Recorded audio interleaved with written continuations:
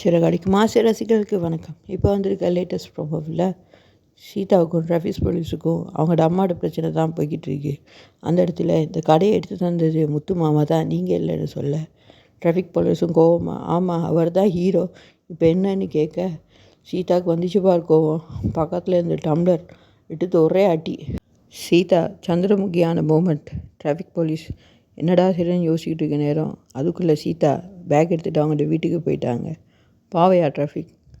அந்த இடத்துல மீனாவும் முத்துவும் சீதா பார்க்க வந்த இடத்துல சீதாவுக்கு லெக்சர் கொடுக்க, அவர் அப்படி தான் நல்லவர், ஆனால் இந்த போலீஸோடு சேர்ந்து அந்த பாலா போன ஈகோ தான் அவர் எப்படி கெடுத்து வச்சிருக்கிட்டு சொல்லிக்கிட்டு லெக்சர் பண்ணிக்கிட்டு இருக்க நேரம் அந்த இடத்துல டிராஃபிக் போலீஸ் வராரு.